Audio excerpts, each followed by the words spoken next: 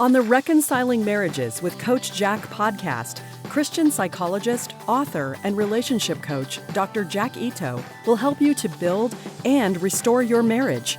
By learning just a few relationship skills, you can help your spouse enjoy your relationship more while getting more love and affection from your spouse. Listen to Coach Jack as he helps you with one more step toward a marriage both you and your spouse will love.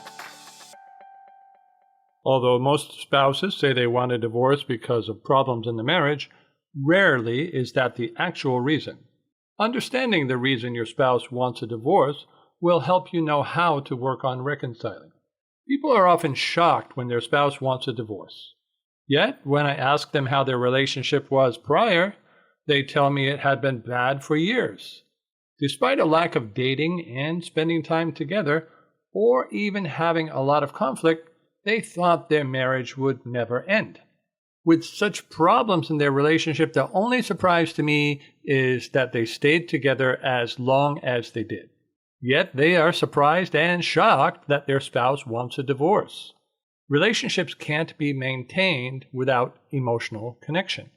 People can live together without emotional connection, but they can't maintain a relationship without it.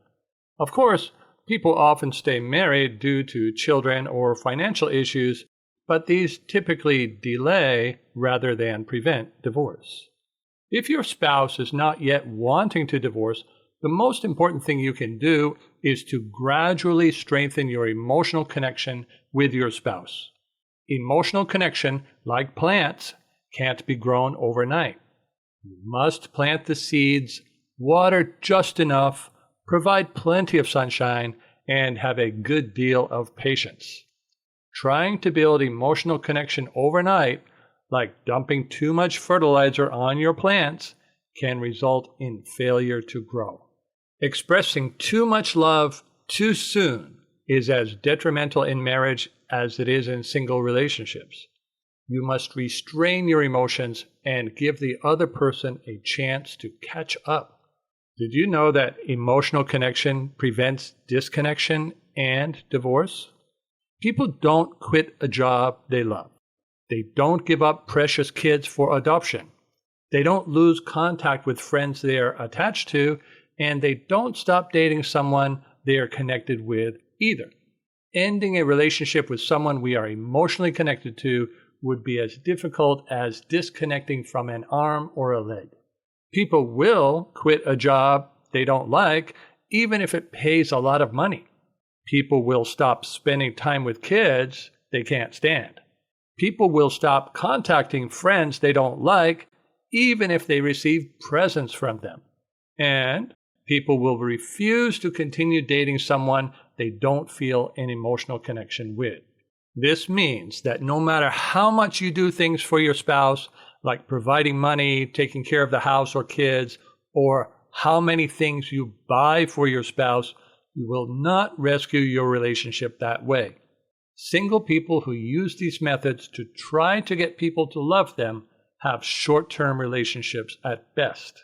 You need to understand that divorcing spouses don't want to fix their marriages. Before separating, people who are planning to divorce will intentionally weaken emotional connection if some still exists. This is why petty arguments or intentional distancing are divorce warning signs. Sometimes a divorcing spouse, especially wives, will continue to try to connect just enough to maintain a friendship while still divorcing.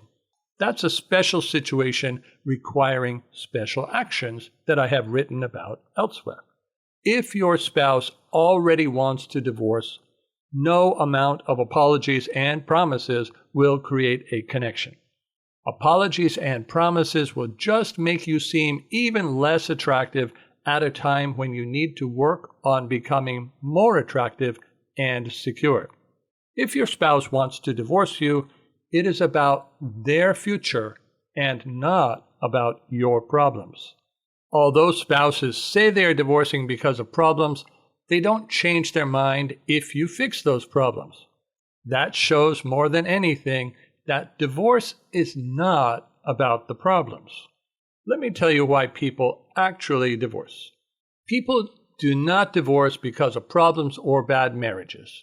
Instead, they stay in their bad marriage until they have the hope for something better or until they have found something better. Then they pursue that hope. Many hope to feel free to make their own decisions and pursue their own interests. That is true particularly if they have felt restricted in their marriage. Many want to feel love and excitement with a new partner or by being single again. This is particularly true if their marriage relationship has been dull and disconnected. In either case, it's the new hope that motivates them. They are not running from the marriage, they are running toward something they think will be better. Although some spouses will honestly say they just want to be single, free, or date others, most will name a bad marriage as their reason for leaving. If that is your case, you will spend a lot of effort trying to fix your marriage when your spouse has no interest in it. Any roadblock to your spouse's hopes will be met with resistance, distance, and rejection, even if it fixed all the problems in your marriage. Persuasion will not work. Even if they don't make apologies and promises, many people try to persuade their spouses to change their mind about divorcing and wanting a more exciting or free future. This strategy doesn't actually work because you can't persuade someone to feel something they don't. Imagine trying to talk a child into liking broccoli, or try to persuade a child to desire broccoli more than ice cream. Most people fail to reconcile because they focus on preventing divorce and talking their spouses out of their desires rather than working to reattract and reconnect with their spouse. You need to become the person your spouse will naturally desire. Getting married and reconciling require the same methods. In either case, you need to attract and to connect with the other person and make them feel that you are the person they have been waiting for. You don't talk them into thinking that way. You don't try to get a counselor to talk them into liking you. You behave that way. Whether single and married or wanting to reconcile, your goal should be to become the kind of person that if they reject, it will be a bigger loss for them than for you. If you don't become such a person, you need to admit to yourself that your spouse is making a pretty reasonable decision. It's the same as when you are single and people choose to date others rather than date you. If you are not being attractive, then they will not be attracted to you regardless of how much you think they should. Pick out any person in the world, whether it is a movie star or your next door neighbor.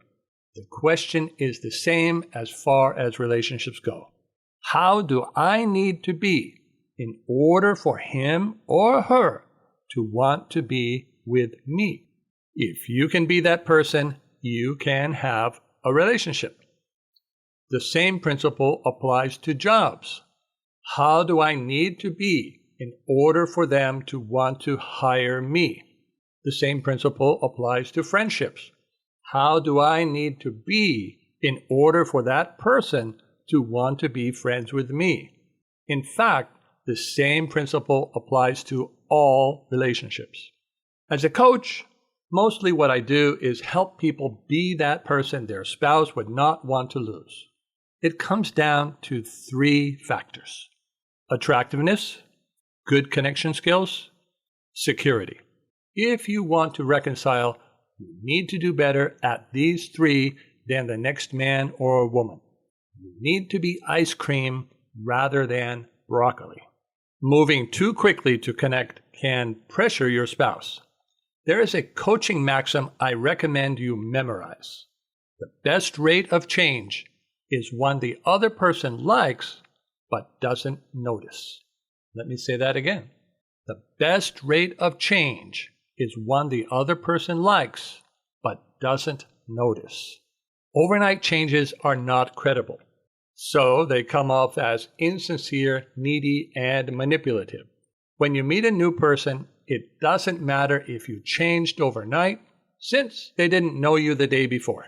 In marriage, that won't work. Never tell your spouse you are changing. Don't point out your changes, and don't talk about your plans to change. Trying to get someone to notice your changes is the same as trying to convince them. It will just create resistance, distance, and rejection. Just to let your spouse become more attracted to you without being able to put a finger on why. Just let your spouse enjoy interacting with you more, but not be able to explain it. If you can do that, then your spouse's feelings towards you will change too, regardless of how you were before. That being said, you do need to work daily on those three important factors. Do not wait for your spouse to change his or her feelings towards you if you are not making changes to create those feelings. What did you do today to work on being more attractive? What did you do today to help your spouse to connect with you? What did you do today to become more secure? If it takes 3 months for your spouse to divorce and 6 months for you to change, then you will divorce. But you can still keep working to reattract your spouse. Getting desperate to reconcile, like getting desperate to marry, will make reconciling unlikely. Sometimes people can make enough change for a divorce to be delayed after a few months of work, even if reconciling hasn't happened yet. In any event, your best hope for reconciling is to start working on yourself today. While you are feeling hopeless, your spouse is feeling hopeful. A person with no hope of having anything better will not seek to divorce. After all, why go through the hassle of divorce if things are going to be just as bad afterward? So, whether your spouse has found someone else or not, your partner's hope is that their life will be better after divorce. And your spouse has come to the conclusion that the relationship he or she has with you is never going to be as good as the life he or she could have without you. If your spouse wants to divorce and wants to go to marriage counseling, you can be sure it isn't to work on rebuilding your marriage. Your spouse's goal will be co-parenting and amicable divorce. Keep in mind that the grass isn't always greener after divorce. The competition from other men or women for your spouse seems like a threat, but it is also an opportunity. Competition is always good when you can show yourself to be better than the competition. In my life, I have never let the competition scare me. I have let it improve me.